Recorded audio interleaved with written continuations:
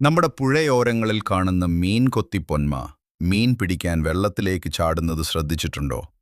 എത്ര ഉയരത്തിൽ നിന്നാണെങ്കിലും ഒട്ടും ശബ്ദമുണ്ടാക്കാതെയും വെള്ളം തെറിപ്പിക്കാതെയുമാണ് ഈ പക്ഷി വെള്ളത്തിലേക്ക് തുളച്ചു കയറുന്നത്. വായുവിനേക്കാൾ സാന്ദ്രത കൂടിയ വെള്ളത്തിലേക്ക് ഘർഷണമില്ലാതെ ഇറങ്ങിച്ചെല്ലാൻ സഹായിക്കുന്നത് ആ പക്ഷിയുടെ നീളമുള്ളതും കൂർത്തതുമായ ചുണ്ടിന്റെ പ്രത്യേക ആകൃതിയാണ്.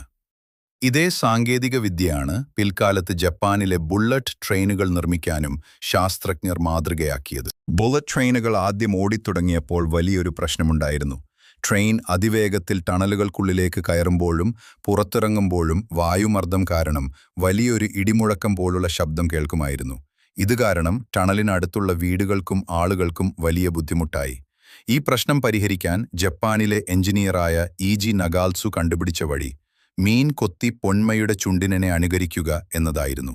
ഒരു പക്ഷി നിരീക്ഷകൻ കൂടിയായിരുന്ന അദ്ദേഹം മീൻ കൊത്തി പൊന്മ വെള്ളത്തിലേക്ക് ചാടുമ്പോൾ ശബ്ദമുണ്ടാകാത്തത് അതിന്റെ ചുണ്ടിന്റെ പ്രത്യേകത കൊണ്ടാണെന്ന് മനസ്സിലാക്കി. ട്രെയിനിന്റെ മുൻഭാഗം മീൻ കൊത്തി പൊന്മയുടെ ചുണ്ടിന്റെ അതേ ആകൃതിയിൽ മാറ്റിയപ്പോൾ വലിയ മാറ്റങ്ങളുണ്ടായി.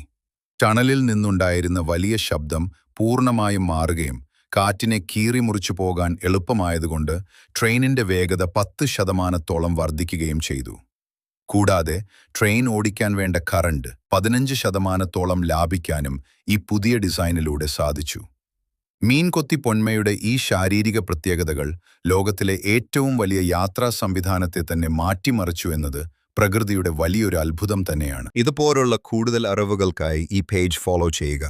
ഉപകാരപ്രദമായ ഈ വിവരം മറ്റുള്ളവരിലേക്ക് എത്തിക്കാൻ മറക്കാതെ ഷെയർ ചെയ്യുക.